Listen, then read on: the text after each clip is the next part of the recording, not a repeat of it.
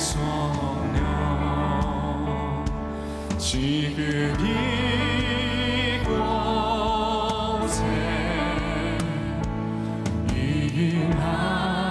임하소서.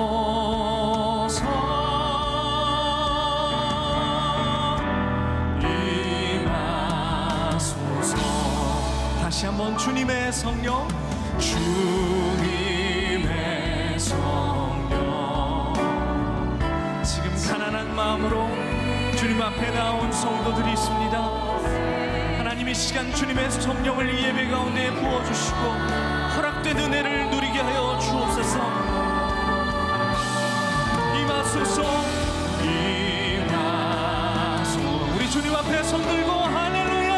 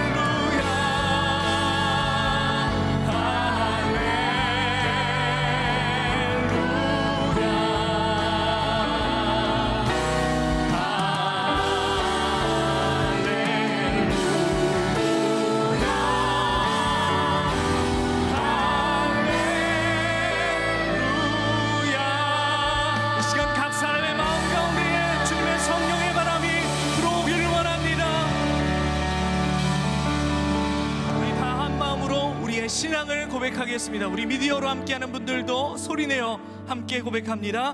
나는 전능하신 아버지 하나님, 천지의 창조주를 믿습니다. 나는 그의 유일하신 아들 우리 주 예수 그리스도를 믿습니다.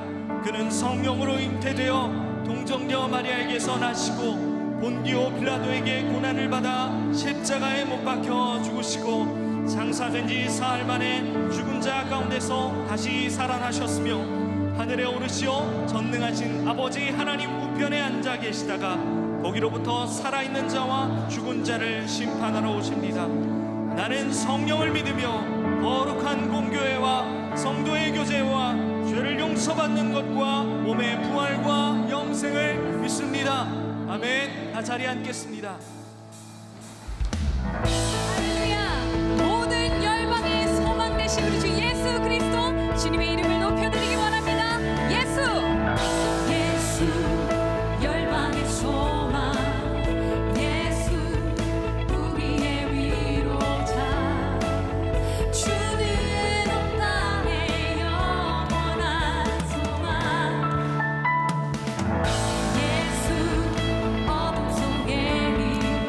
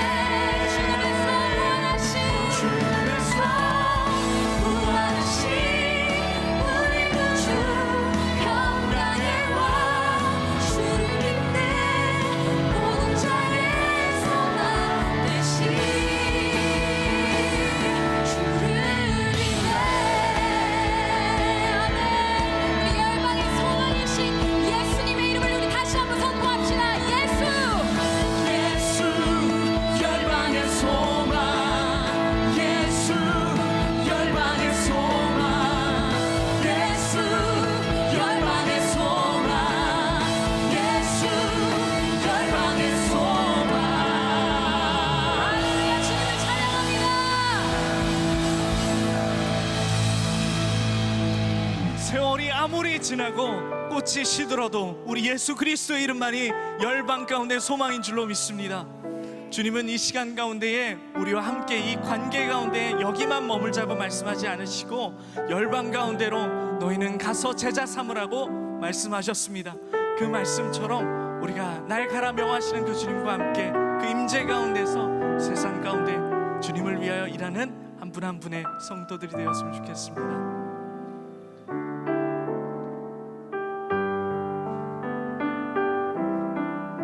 저 장미꽃 위에 있을 아직 맺혀 있는 그때에 귀에 은은히 소리 들리니 주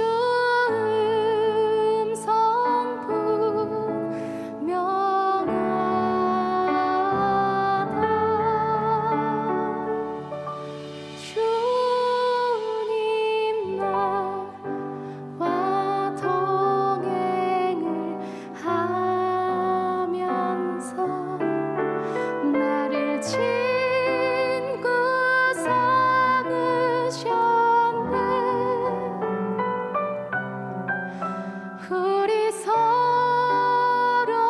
받은 그 기쁨을 알 사람이 없도다.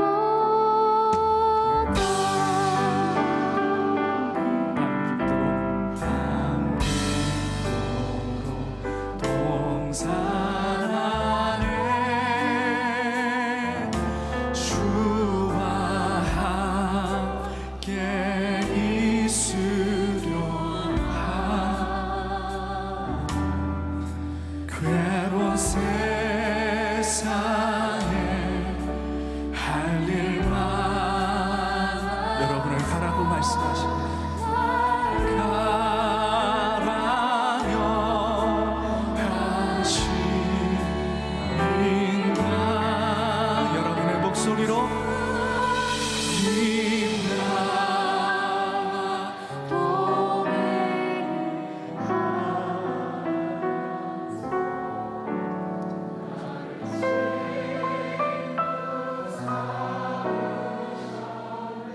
주님 우리를 친구 삼아주셔서 감사합니다.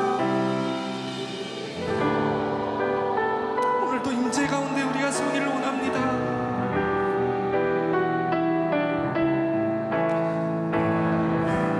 주님 나와 동행을 하면서 나를 친구 삼아주셨습니다. 주님 나와 동행을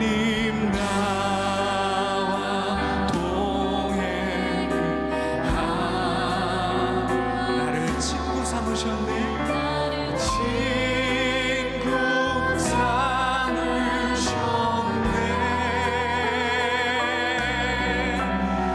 우리 서로 받은 그 기쁨을 알 사람. 우리 마지막으로 주님 나와 동행하면서 주님이 예배가 임재 가운데 기쁨을 누리는 예배 되게 하여 주옵소서. 주님의 영광이 이곳에 가득하게 하여 주시고 또 세상에 나아가 주님의 손과 발이 될 용기를 얻게 하여 주옵소서. 주님 우리를 하나님 주님의 은혜로 채워 주옵소서. 받은 그 기쁨을 알 사람이 없도 오늘도 주님의 은혜로 채우시는 주님께 감사와 영광의 박수를 드립니다.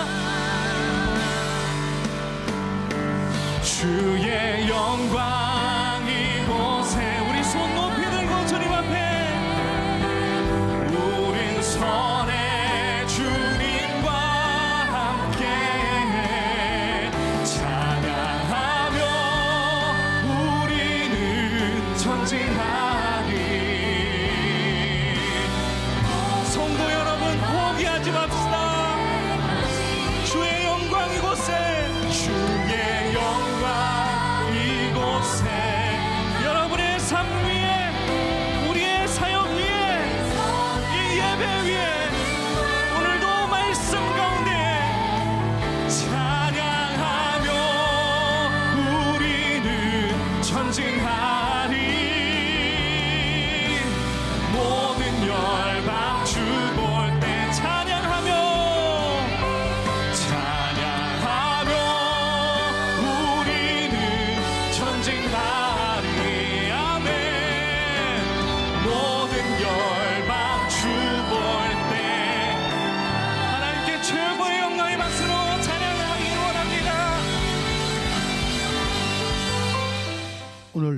우리에게 주시는 하나님의 말씀은 사도행전 2장 42절에서 47절입니다.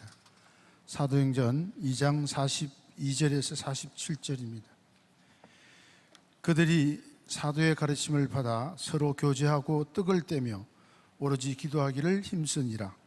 사람마다 두려워하는데 사도들로 말미암아 기사와 표적이 많이 나타나니 믿는 사람이 다 함께 있어 모든 물건을 서로 통용하고 또 재산과 소유를 팔아 각 사람의 필요를 따라 나누어 주며 날마다 마음을 같이하여 성전에 모이기를 힘쓰고 집에서 떡을 떼며 기쁨과 순전한 마음으로 음식을 먹고 하나님을 찬미하며 또 온 백성에게 칭송을 받으니 주께서 구원받는 사람을 날마다 더하게 하시니라. 이는 살아계신 하나님의 말씀입니다. 아멘.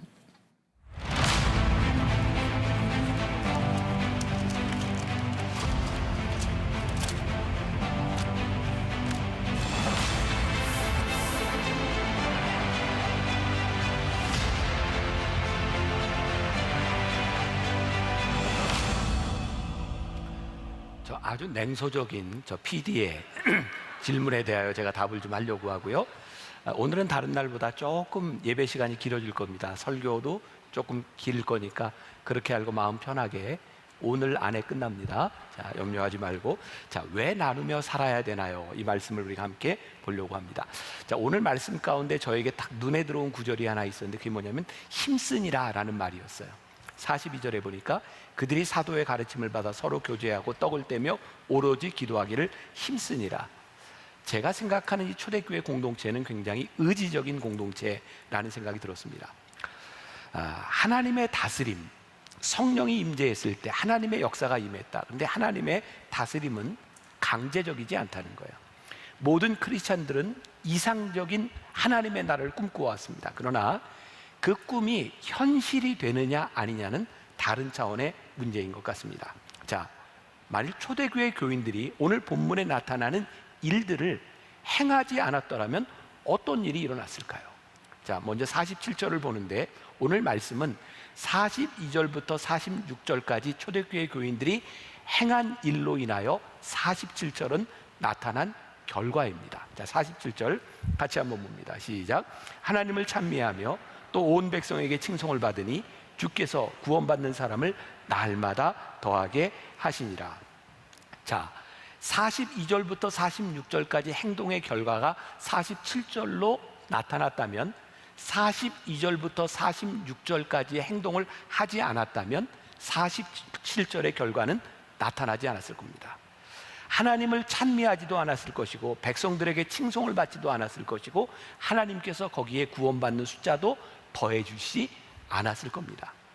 오늘 이 말씀은 우리의 교회, 지금 한국 교회를 측정하는 바로미터가 될 것 같기도 합니다. 왜 교회에서 진정으로 하나님을 찬송하는 모습이 사라졌는가? 왜 오늘날 교회들은 백성들에게서 칭송을 받지 못하는가? 왜 오늘날 교회에 구원받는 숫자가 늘어나지 못하고 있는가? 이 문제에 대한 답을 오늘 말씀이 우리들에게 주고 있는 거예요. 오늘 본문을 읽는 많은 사람들에게 이런 질문이 있을 것 같기도 해요. 과연 이런 공동체, 초대교회와 같은 공동체가 가능한 일일까? 제 대답은 yes or no. 만일 이 공동체가 성령의 역사 가운데 저절로 일어나는 것이다 라고 생각한다면 no입니다. 그러나 성령님의 역사와 하나님의 다스림 가운데서 의지적 결단이 일어난다면 yes입니다. 오늘 말씀을 묵상하며 저에게 제 눈에 들어왔던 구절, 조금 전에 이야기했던 기도하기를 힘쓰니라. 이 힘쓰니라고 하는 이 부분, 사도행전 2장 42절을 유진 피터슨의 메시지 성경에서는 이렇게 표현을 하고 있어요. 그들은 사도들의 가르침과 공동생활과 공동식사와 기도에 자신들의 삶을 드렸다.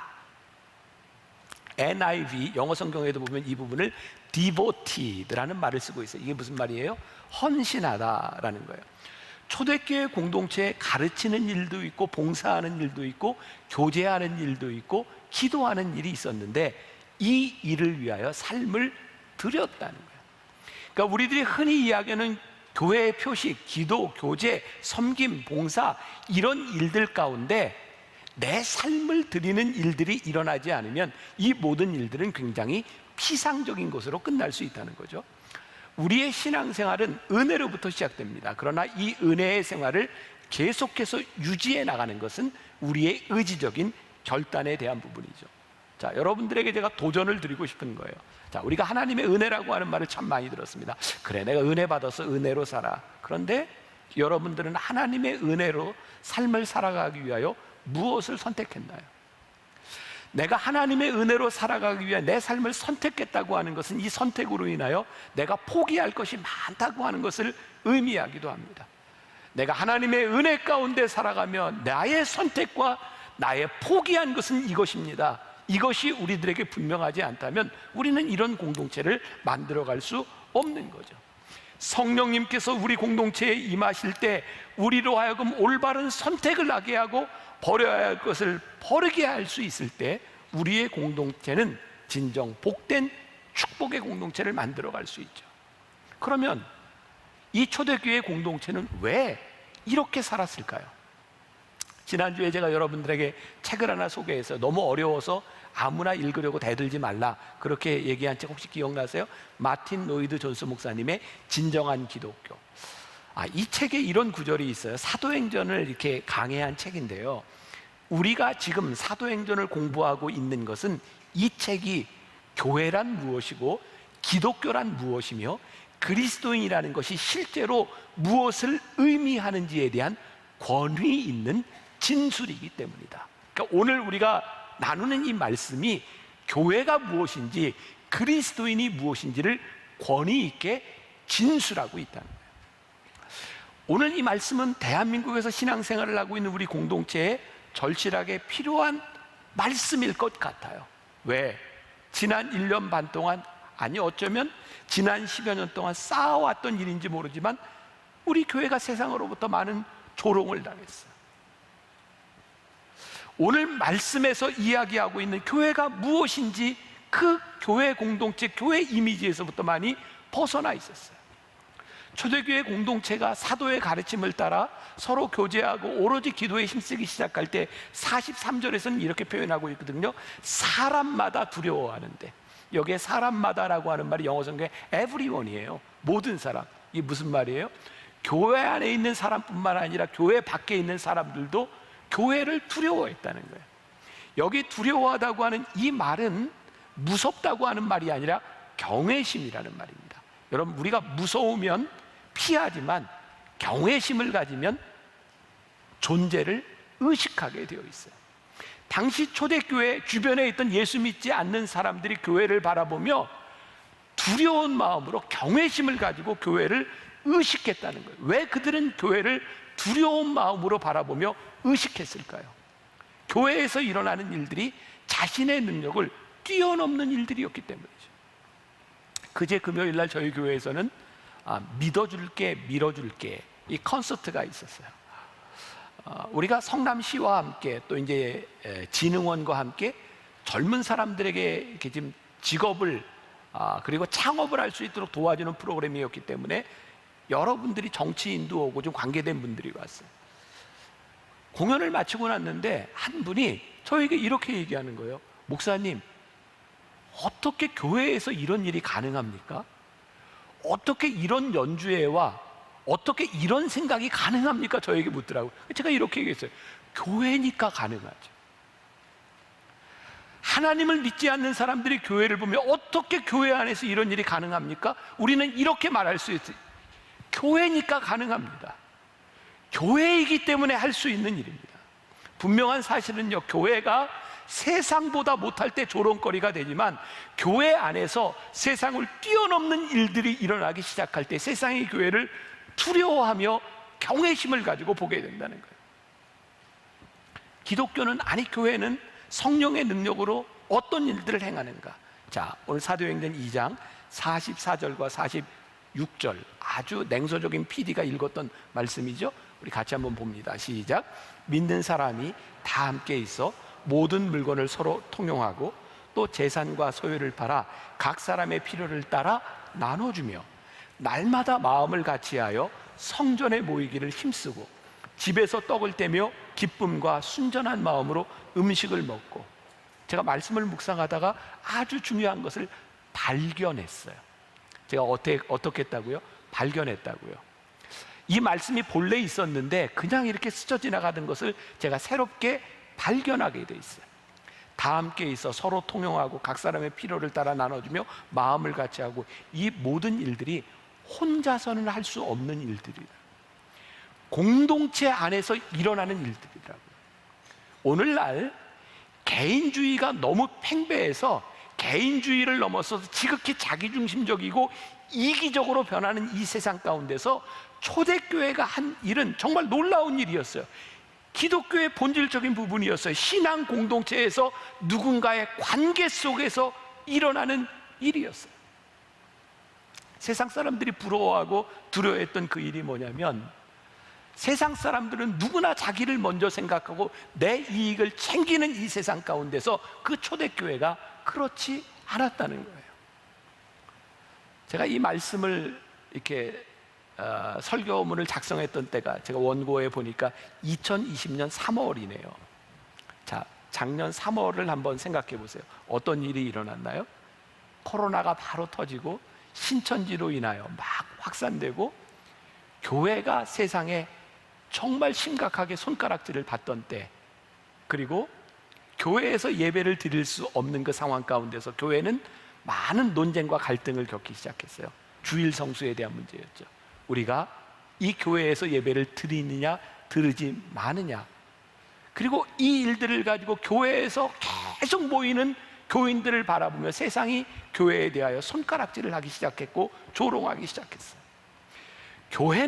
교인들은 자기들을 위하여 모이고 자기들을 위하여 기도하고 자기들을 위하여 예배하고 있지만 우리들에게는 해악을 끼치는 존재라고, 교회가 경외의 대상이 아니라 역병을 전달하는 그런 집단이 되었다고 세상이 교회를 향하여 손가락질했어요. 이 손가락질에 대하여 마음 아프지 않을 크리스찬들이 누가 있었겠어요? 저도 그렇고 여러분들도 그렇고. 그런데 그 일로 인하여 저는 다시 한번 교회론을 생각하게 되었고 예배에 대하여 다시 한번 생각하게 되었어요. 사실 이 코로나가 터지기 전부터 우리 교회에는 그런 교회론을 분명히 가지고 있었어요. 교회는 건물이 아닙니다. 하나님은 건물 안에 머무시는 분이 아닙니다. 그런데 우리는 코로나가 딱 터지고 나니까 교회 안에서 예배를 드리느냐 드리지 못하는 문제를 가지고 우리는 너무나 힘들어하기 시작했어요. 건물에 모이지 못하는 우리로 인하여 교회는 위기에 처했다고 생각하기 시작했어요. 아니, 교회는 건물이 아닙니다라고 그렇게 이야기를 했는데 건물에서 예배를 드리는 이 시간들을 견디어내지 못하고 우리는 이런 우려 가운데 빠졌어요. 이러다가 교회가 없어지는 것 아니야? 이러다가 이렇게 온라인 예배에 익숙해져서 이제 다시 사람들이 모이지 않는 것 아니야? 그런 염려들을 들으며 저는 이렇게 생각하기 시작해서, 하나님, 그동안 우리들이 믿었던 것이 진짜 믿었던 것인지, 우리가 그동안 잘못 배우고 잘못 가르친 것은 아니었는지, 우리는 예배를 통해 하나님을 영화롭게 하고 하나님께 무릎을 꿇고 우리가 하나님께 예배드리는 것을 통하여 우리는 하나님을 섬기고 이웃을 섬긴다고 생각했는데 왜 우리는 우리가 만들어 놓은 이 교회 안에서의 이 예배를 벗어나지 못하고 있었을까? 하나님은 이 건물보다 훨씬 더 크신 분이라고 하는 것을 우리들이 고백하면서 우리는 그렇게 살지 못하고 있었구나. 어쩌면 말씀대로 살아내지 못하는 우리를 바라보며 세상이 우리를 향해 조롱하는 것은 당연한 일이었을지도 모른다는 생각이 들었어요. 우리가 어떻게 답을 찾을까요? 우리가 어떤 고민을 하고 우리들이 생각하는 것이 문제가 아니라 저에게 중요한 답이 있다고 생각했어요. 예수님이라면 이 상황에서 어떻게 하실까를 보면 되겠다. 누가복음 13장 10절 이하에 보면 예수님께서 안식일에 회당에서 18배 동안 귀신 들려 아프고 힘들었던 여인을 고쳐주시는 장면이 나와요. 그것을 보고 누가복음 13장 14절에서 이렇게 이야기를 합니다. 회당장이 예수께서 안식일에 병 고치는 것을 분내요. 무리에게 이르되 일할 날이 엿새가 있으니 그동안에 와서 고침을 받을 것이요 안식일에는 하지 말 것이니라 하거늘. 예수님이 이렇게 말씀하세요. 주께서 대답하여 이르시되 외식하는 자들아, 너희가 각각 안식일에 자기의 소나 나귀를 외양간에서 풀어내어 이끌고 가서 물을 먹이지 아니하느냐? 그러면 18배 동안 사탄에게 매임받은 이 아브라함의 딸을 안식일에 이 매임에서 푸는 것이 합당하지 아니하냐? 저는 지금 우리 교회가 하고 있는 일이나 제가 설교하는 것에 의의를 드러내거나 내가 맞습니다 이런 이야기를 하고 싶은 것이 아니라 우리가 고민해보자는 거예요. 이 코로나로 창궐한 이 상황 가운데 우리 주님께서 오셨다면 이 건물 안에서 우리는 예배를 드려야 합니다 라고 우기고 있던 우리들을 향해 예수님이 이렇게 말씀하시지 않았을까? 이 외식하는 자들아, 너희들이 하나님을 예배한다고 하지만 진정으로 하나님을 예배한다고 하면서 고통당하는 사람들을 너희들이 외면하고 있다면 하나님께서 너희의 예배를 합당하게 받으시겠는가? 자, 요즘은 너무 오해들이 많으니까 제가 또 오해하지 말라고 이야기를 하고 더 진행을 해야 될 거예요. 오해하지 마세요. 우리가 예배 드리지 않아도 된다라고 하는 말이 아니라, 우리들이 이 건물에서 모이는 것이 잘못됐다고 하는 것이 아니라, 우리가 진정으로 하나님께 예배하는 자들이라면 그 예배를 어떻게 드려야 할지를 우리들이 예수님의 마음으로 바라보아야 될 텐데, 지금 이 시간에 어떻게 예배를 드리는 것이 진정한 예배일까? 많은 분들이 그런 염려하잖아요. 이렇게 예배를 드리다 우리들이 이렇게 온라인에 익숙해지는 것은 아닌지 모르겠다고. 여러분, 우리가 오늘 모든 교인들이 함께 예배를 드리지 못하는 이것이 우리들의 편의주의, 우리의 편안함을 위해서 우리들이 이렇게 예배를 드리는 것이 아니라, 기억하시잖아요. 우리 모이지 못했을 때 제가 설교하면서 얼마나 많이 울었어요. 우리가 함께 모이지 못하고 함께 예배하지 못하고 함께 찬양하지 못하는 것 때문에 얼마나 많은 눈물을 흘렸어요. 우리가 함께 예배하고 싶어요. 우리들이 함께 찬양하고 싶어요. 예전의 모습을 회복하고 싶어요. 그런데 초대교회에 성령님께서 임하셨을 때 그 교회가 우리가 어떻게 모이고 어떻게 예배를 드려야 될지를 고민하기 시작할 때 그들이 행했던 일들이 무엇인가? 자, 비유적으로 분명히 나와 있죠. 사도행전 2장 45절에 보니까 또 재산과 소유를 팔아 각 사람의 필요를 따라 나눠줬다는 거예요. 각 사람의 필요를 따라. 여러분, 우리 돕는 사람들이, 우리 하나님을 믿는 사람이, 예배하는 사람들이 이렇게 얘기하잖아요. 내가 예배하잖아요. 내가 돕잖아요. 그런데 성령이 임재했을 때 그들이 어떻게 변했냐면, 내가 예배하는 방식과 내가 돕는 방식이 아니라 굉장히 이타적으로 변했다는 거예요. 내가 돕는 방식이 아닌 그들의 필요를 따라 성령이 임재하기 시작했을 때 우리의 눈으로만 보았던 우리의 삶을 다른 사람들을 볼 수 있도록 성령의 임재가 그들을 바꾸어 주었다는 거예요. 성령이 임재했을 때 우리들이 느끼지 못했던 그들이 어떤 아픔을 느끼고 있는지를 성령께서 느끼게 하셨다는 거예요. 성령의 임재의 가장 명확한 표징은 서로를 향하게 했다는 거예요. 근데 이 서로가 누구예요? 교회 안의 공동체만을 말하는 것이 아니라 교회 밖에 하나님을 알지 못하는 사람들에게도 서로를 바라보게 했다는 거예요. 성령의 임재는 우리 교회 공동체를 가장 예수님다운 공동체로 만들어가는 거예요. 교회가 타락하고 교회에 문제가 생기고 교회에서 썩은 냄새가 날 때 우리가 얼마나 주님과 멀어져 있는가를 우리들이 보게 됩니다. 제가 지난해 읽었던 책 중에 여러분들에게 정말 추천하고 싶은 책이에요. 스캇 솔즈 목사님이 쓴 선에 갇힌 인간, 선 밖의 예수. 꼭 보세요. 정말 좋은 책입니다. 그 책에 이런 글이 나와요. 스스로 가난해지는 것보다 더 확실하게 가난한 사람들의 존엄성을 지지할 방법은 없을 것이다. 스스로 가난해지는 제일 좋은 최적의 방법은 나눔이에요. 우리들이 나누는 것만큼 우리들이 가난해질 수 있고, 우리들이 가난해지는 것만큼 가난한 사람들을 우리들이 지지할 수 있는. 예수님이 공생애를 시작하실 때 누가복음 4장 18절부터 19절에 보면 예수님께서 나는 이런 일을 위해 왔다, 예수님이 공생에 대한 취임 연설문 같은 말씀이 있어요. 자, 누가복음 4장 18절과 19절 우리 같이 한번 봅니다. 시작. 주의 성령이 내게 임하셨으니 이는 가난한 자에게 복음을 전하게 하시려고 내게 기름을 부으시고 나를 보내사 포로된 자에게 자유를, 눈먼 자에게 다시 보게 함을 전파하며 눌린 자를 자유롭게 하고 주의 은혜를 전파하게 하려 하심이라 하였더라. 예수님께서 이렇게 말씀하시고 예수님이 공생애를 시작하시는데, 예수님의 이 공생애의 사역의 대척점에 섰던 사람들이 누구냐면, 하나님을 잘 믿고 있었던, 나의 기득권을 가지고 내가 가지고 있는 지금 이 위치에서 가난한 자와 병든 자와 사회의 변방에 있는 사람들과 우리는 다르다고 생각하는 그런 종교인들과 예수님이 대척점에 서 있었대요. 세상 사람들을 두렵게 만드는 성령님의 능력은 무엇인가? 내가 가지고 있는 것으로 내가 마음대로 할 수 있고 이것이 내 소유고 나는 너희와 다르다고 생각하는 사람들이 아니라, 그들의 필요를 따라 나누어주는 사람들이 되기 시작할 때 세상이 교회를 두려워하기 시작했어요. 이런 생각을 하게 돼요. 우리들은 나눔을 가지고 무슨 생각을 하고 있는가? 저도 이 부분에 굉장히 지금 찔리면서 설교를 하고 있는 거예요. 자, 여러분, 설교를 들을 때 목사님은 그렇게 해요? 이렇게 묻지 말고 들으세요. 제가 스스로 지금 찔리고 있어요.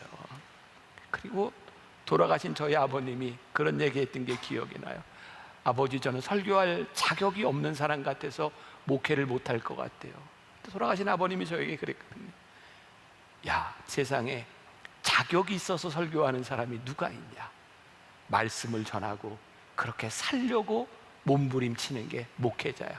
저 지금 자격이 있어서 이런 얘기하는 거 아니에요. 우리 교회도 많은 나눔 자랑하잖아요. 여러분들에게 알려주잖아요. 근데 우리들이 필요를 따라 나누는 그인들은 우리의 자랑과 우리의 위안과 우리의 칭찬과 명성을 얻기 위함이 아니라, 우리의 나눔을 통해 그 나눔을 얻는 사람이 기쁨을 얻을 수 있고, 이 일을 통하여 하나님의 나라가 이루어지고 하나님의 다스림이 이루어지고 있는가, 그것이 분명하게 나타나는 것이 나눔이기 때문에 이야기하는 거예요. 다시 한번 사도행전 2장 47절, 하나님을 찬미하며 온 백성에게 칭송을 받으니 주께서 구원받는 자를 날마다 더하게 하시니라. 굉장히 좋은 예가 될 것 같은데요, 제가 아까 소개했던 스카솔주의 선에 갇힌 인간 선밖의 예수에 나오는 글인데, 그냥 여러분들이 편안하게 들어도 좋습니다. 그런데 집중해서 들어주세요. 이 이야기 하나 가운데 제가 지금까지 이야기했던 많은 것들이 잘 요약이 되어 있습니다. 자, 이 스카솔주 목사님의 이야기입니다. 뉴욕에서 살 때 하루는 나의 일을 골똘히 생각하며 브로드웨이를 걷던 중 한 빵집에 있던 여인이 내게 먹을 것을 사달라고 부탁했다. 그녀는 길거리에서 사는 노숙자로 자주 보던 얼굴이었다. 그녀는 예수님처럼 머리를 누일 곳이 없었다. 그녀를 돕고 싶었던 나는 베이글 하나와 커피를 한 잔 사주었다. 그러자 그녀는 커피는 좋지만 베이글보다는 달걀 샐러드가 좋다고 말했다. 나는 빙그레 웃으며 얼마든지요 라고 대답했다. 하지만 속으로는 웃지 않았다. 솔직히 그 요구가 썩 기분이 좋지 않았다. 가던 길을 멈추면서까지 도와주는 사람에게 까다롭게 구는 것이 너무하게 느껴졌다. 내가 뭘 주던 감사히 먹을 것이지. 게다가 베이글은 57센트지만 달걀 샐러드는 6달러였다. 그날 그 여인에게 커피와 달걀 샐러드를 사줄 때 내 머릿속에서 이루어진 대화를 지금도 생생히 기억한다. 그녀의 요청에 짜증난 나는 그녀에게 빈정거리는 상상을 했다. 아예 캐비어를 사드릴까요? 악한 말을 입 밖으로 내지 않아서 얼마나 다행인지 모른다. 내가 커피와 달걀 샐러드를 건네자 그 여자는 달걀 샐러드를 요청해서 미안하다고 사과했다. 그러면서 이와 잇몸이 상해서 베이글처럼 딱딱한 음식을 씹으면 통증이 극심하기 때문에 부드러운 음식밖에 먹을 수 없다고 설명했다.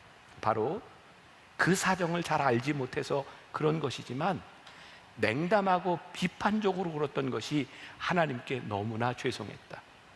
내가 그 옛날 예수님을 벼랑 아래로 밀어버리려고 했던 사람들과 다를 바 없다는 생각이 들었다. 그 순간 진정으로 가난한 사람은 그 여성이 아니라 나였는지 모른다. 특권을 가진 사람들은 특권층의 삶이 어떤 것인지 짐작조차 하지 못하는 사람들에게 좀처럼 공감하지 못한다. 안타까운 상황은 대개 안타까운 선택을 낳는다. 가난한 사람들의 대부분은 자신의 상황을 스스로 통제할 수 없는 상황에 있다. 예수님은 주는 자가 받는 자보다 복되다고 말씀하신다. 나누어 줄 때 받는 자와 접촉할 수 있기 때문이다. 거리에서 달걀 샐러드를 원한 그 여성을 만난 덕분에 내 인생이 크게 변했다. 그 짧은 대화를 통해 내 이와 잇몸은 멀쩡하지만 내 안에 망가지고 상한 구석이 많아서 주님의 떡이라는 값비싼 부드러운 음식과 주님의 잔에 담긴 값비싼 보혈을 필요로 한다는 사실을 새롭게 깨달았다. 오늘 말씀은 오늘 여러분들 주님은 나의 최고봉 묵상들과 많이 연결이 되어 있습니다. 비판이 아닌 기도하라고 하는 말씀과 연결이 되어 있어. 우리는 참 많은 사람과 많은 사건들에 대하여 비판적인 시각을 가지죠. 저도 마찬가지죠.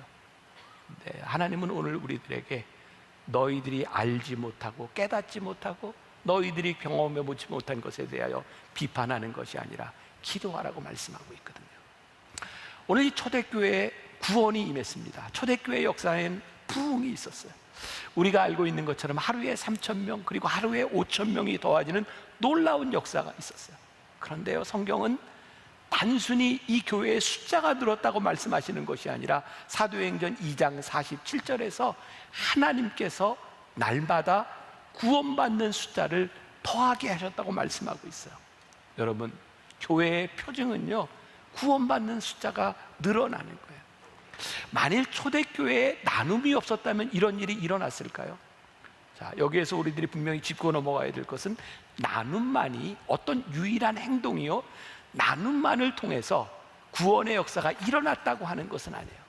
그러나 성령께서 예루살렘 공동체에 필요한 일이 무엇인지를 보게 하셨고 하나님의 마음이 어떤 것인지를 깨닫게 하셨을 때, 그들이 나눠야 된다고 생각했을 때 그 일을 통하여 하나님께서 예루살렘 공동체 교회를 통하여 하나님의 역사가 이루어지고 있다는 거예요. 성령께서는 초대교회에서 나눔을 도구로 사용하셔서 구원 역사를 이루어가고 계셨어요. 종종 교회에서 물질에 대한 이야기를 하면 저 교회 세속적이다 라고 이야기를 해요. 그러나 물질만큼 우리가 적나라하게 어떤 존재인지를 극명하게 설명해 주는 것은 없습니다. 오늘 말씀을 통해 드러난 진정한 기독교의 표식은 날마다 구원받는 숫자가 늘어나는 것이다. 자, 마틴 로이드 존스 목사님의 책을 조금만 인용합니다. 진정한 기독교는 생명과 능력과 자기 포기로 충만합니다. 진정한 기독교는 바로 하나님의 행동이기 때문입니다. 진정한 기독교는 하나님의 성령의 역사입니다. 이 성령은 하나님께서 이 세상에서 당신의 목적을 이루시기 위해 교회에 보내셨습니다. 나눔은 구원받은 자의 삶을 통해 나오는 행위이기 때문에 능력이 있고, 구원받은 자의 삶을 통해 나오는 그 행위이기 때문에 사람들을 두렵게 만들어요. 초대교회의 나눔은 교회와 교회 밖의 사람, 가진 자와 갖지 못한 사람들의 벽을 허물어뜨렸어요. 복음의 역사는 벽을 허무는 역사예요. 오늘 여러분들에게 또 도전하고 질문하고 싶습니다. 우리들에게 얼마나 많은 벽이 있어요? 여러분 가정에, 여러분 직장에 우리들이 얼마나 많은 벽을 가지고 있어요? 성령이 임하셨을 때 우리들에게 분명히 나타나는 현상이 있는데 그 벽이 무너져 내리는 거예요. 에베소서 2장 13절과 14절 말씀 보세요. 이제는 전에 멀리 있던 너희가 그리스도 예수 안에서 그리스도의 피로 가까워졌느니라. 그는 우리의 화평이신지라. 둘로 하나를 만드사 원수된 것 곧 중간에 막힌 담을 자기 육체로 허시고 벽을 허물어 주셨어요. 초대교회의 성령의 역사가 일어나며 그들이 나눔의 삶을 실천할 수 있었던 아주 중요한 이유 가운데 하나가 그들 속에 있었던 임박한 종말 사상이었어요. 그들은 성령을 받고 어떤 기대를 가지고 있었는지 아세요? 예수님이 곧 오실 거야. 아마 내가 살아있는 동안 주님이 오실 거야.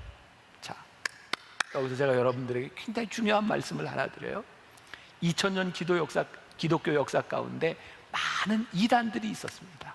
그리고 우리가 지금 살아가면서 보는 많은 이단들의 특징이 뭐냐면 임박한 종말을 이야기해요. 그래서요, 많은 이단들의 특징이 곧 예수님이 오시니 함께 모여 공동체를 이루자는 거예요. 그들이요, 재산을 다 팔아서 그들의 공동체를 이룹니다. 그런데 초대교회 공동체와 다른 게 무엇인지 아세요? 예수님이 오신다고 하는 것을 믿고 있었던 성령이 임하였던 그 공동체는 다 모아서 자신들의 재산을 모아서 우리를 위해 쓴 것이 아니라 하나님의 나라를 이루기 위하여, 지금 곧 예수님이 오실 것이니 우리들에게 주어진 이 세상에서 하나님의 나라를 이루자고 그들의 가진 것들을 나누는 공동체가 되었는데, 이단은 우리의 공동체를 위하여 우리의 배를 불리고 있는 거예요. 오늘 말씀은 세상 사람들이나 교회에 다니는 모든 신앙인에게 참 어려운 말씀입니다. 우리가 가지고 있는 재산 다 팔아서 나와야 된다는 말입니까? 우리도, 우리 재산도, 우리가 드리는 헌금, 우리를 위해 사용하는 것이 옳지 않겠습니까? 어떻게 남을 위해서 다 쓸 수 있는 것입니까? 한 가지 중요한 것이 있는 거예요. 우리들의 물질, 우리들의 경제 모든 것이 하나님의 나라를 이루는 데 쓰이지 못하면 그것은 욕심 덩어리다. 세상은 교회가 얼마나 많은 돈을 가지고 있는가, 여러분들이 얼마나 많은 헌금을 하는가, 이런 거 가지고 놀라지 않습니다. 오히려 세상은 교회가 얼마나 돈을 가지고 있다라고 할 때 조롱할 것입니다. 이번 코로나를 지나면서 정말 안타까운 마음으로 우리 교인들이 헌금했어요. 우리 교회 안에 당장 어려움을 당하는 사람을 도웁시다. 더 어려운 교회를 도웁시다. 그리고 그걸 넘어서 교회를 다니지 않는 사람들, 어려운 사람들, 소상공인을 도웁시다. 우리 교회가 헌금 많이 했어요. 우리 나름대로 최선을 다했어요. 그런데 어느 날 신문에 보니까 어떤 기업이 코로나로 어려운 사람 도우세요, 300억, 아니 한 연예인이 몇십억.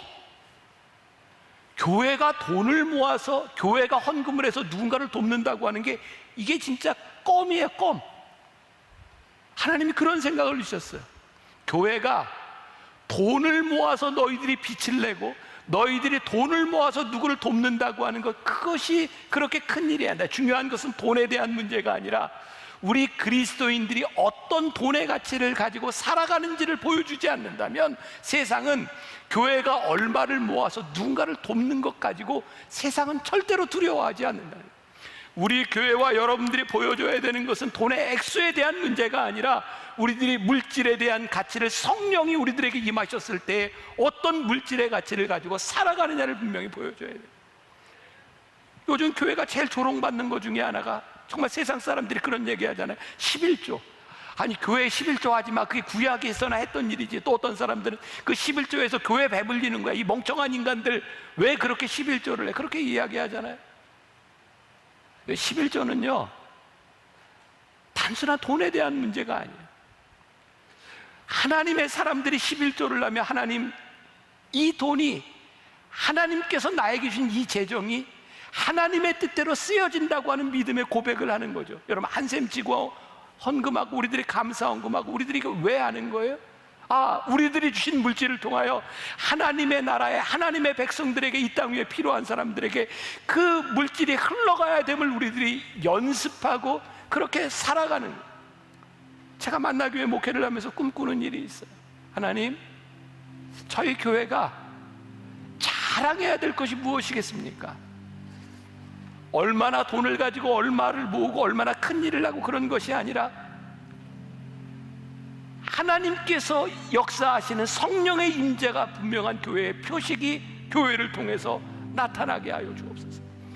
초대교회가 나누지 않았더라면 하나님이 그들을 통해 역사하시지 못했을 것처럼, 하나님, 우리 교회가 하나님 앞에 버려지는 교회가 아니라 하나님께서 우리의 교회를 쓰시는 이 놀라운 표식이 모든 사람들을 두려워하게 만드는 그래서 구원받는 숫자를 더하시는 하나님의 역사가 이 교회와 여러분들과 저와 우리를 통하여 일어나게 하여 주옵소서.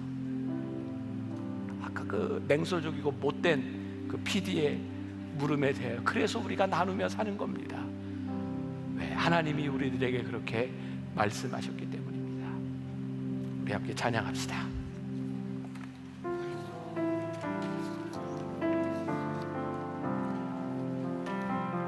내 삶이 노래되게 하신 주님, 이 노래를 질그릇에 담으사 마음이 가난하고 목마른 사람들을 손 내밀게 하소서.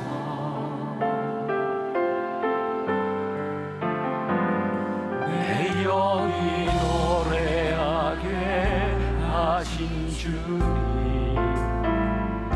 이 노래를 질그릇에 담으사 마음이 무너지고 어두운 사람들이 손 내밀게 하소서.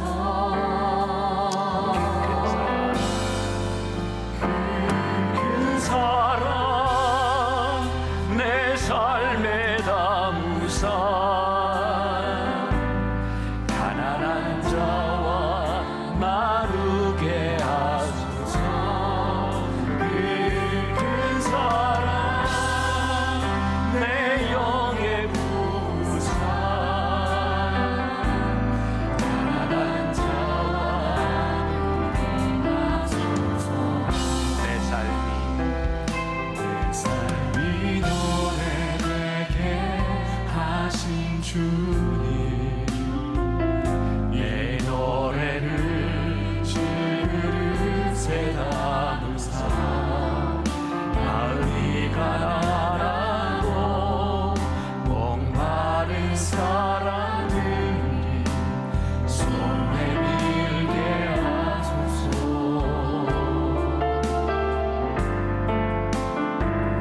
내 영이 노래하게 하신 주님, 이 노래를 질그릇에 담으사 마음이 무너지고 어두운 사람들이 손 내밀게 하소서.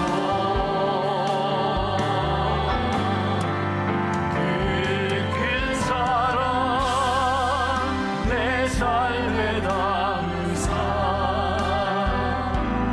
가난한 자와 나누게 하소서. 큰 사랑 내 영의 부사 가난한 자와 나누게 하소서. 큰 사랑 큰 사랑 내 삶에 담으사 가난한 자와 나누게 하소서. 큰 사랑 내 영의 부사 가난한 자와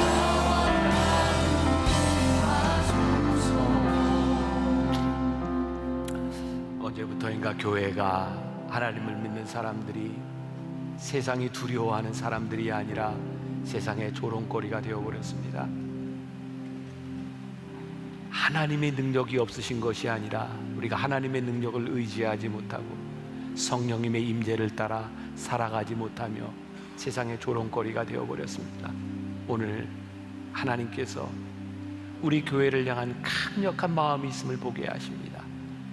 회복하게 하심, 하나님이 쓰시는 교회, 세상이 두려워하는 교회가 되기를 원하시는 하나님의 마음이 있음을 우리들이 보게 됩니다.